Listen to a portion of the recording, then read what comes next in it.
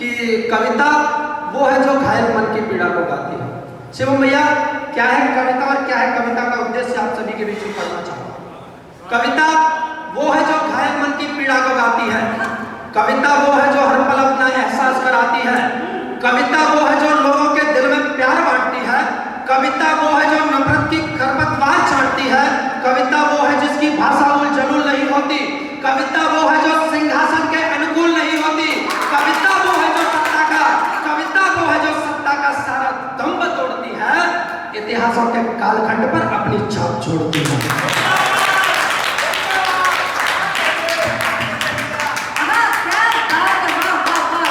कविता वो है जो सत्ता का सारा दंभ तोड़ती है, इतिहासों के कालखंड पर अपनी छाप छोड़ती है। कि लिखकर पढ़ना, पढ़कर गाना बस कवियों का काम नहीं।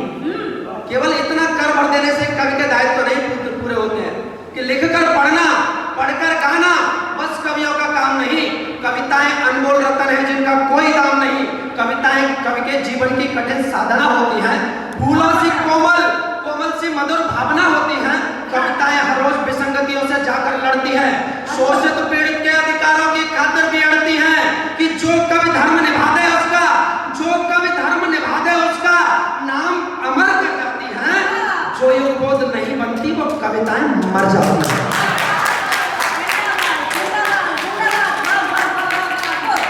जो युगबोध नहीं बनती वो कविताएं मर जाती हैं। कि सोचो हम दुनिया के दूर थे।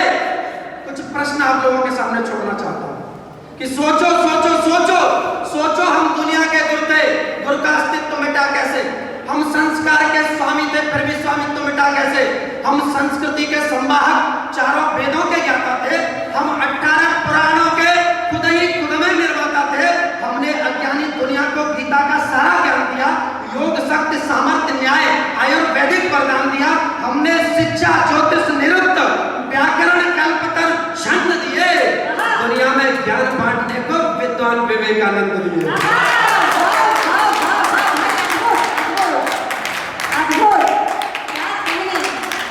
हमने शिक्षा ज्योतिष निरुक्त व्याकरण कल्पतर छंद दिए।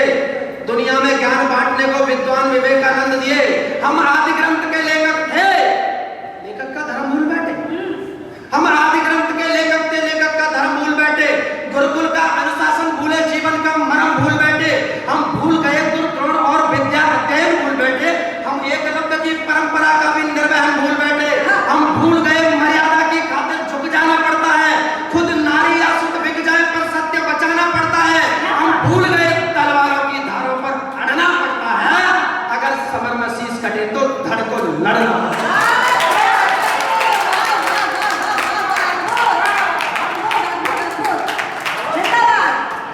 भूल गए मर्यादा की खातिर झुक जाना पड़ता है। खुद नारी या सुत बिक जाए पर सत्य बचाना पड़ता है। हम भूल गए तलवारों की धारों पर अड़ना पड़ता है। अगर समर में शीश कटे तो धड़ को लड़ना पड़ता है। कि पता नहीं किस ओर चल पड़े वसुधैव कुटुंब छोड़कर। राघव भैया, हम वसुधैव कुटुंबकम की भावना को जीने वाले लोग थे, लेकिन आज स्थितियां यहाँ तक पहुंच गई है कि एक भाई भाई के खिलाफ FIR कर देता है। निवेदन करना चाहता हूँ कि पता नहीं किस ओर चल पड़े वसुधैव कुटुंब छोड़कर। मां गंगा के पावन तट पर संस्कार का कुंभ छोड़कर नफरत का बागान लगाकर प्रेम समर्पण ढूंढ रहे हैं। मुख अपराधों से कुंभित है फिर भी दर्पण ढूंढ रहे हैं। दंभ द्वेष पाखंड झूठ का खूब यहाँ व्यापार बढ़ा है।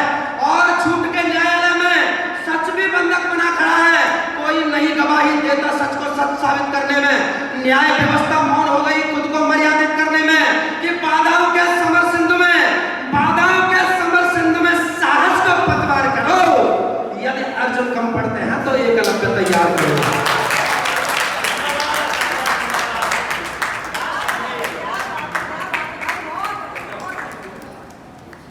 यदि अर्जुन कम पढ़ते हैं तो एकलव्य तैयार करो।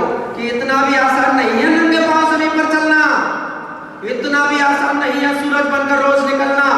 इतना भी आसान नहीं है धारा के प्रतिकूल बहना।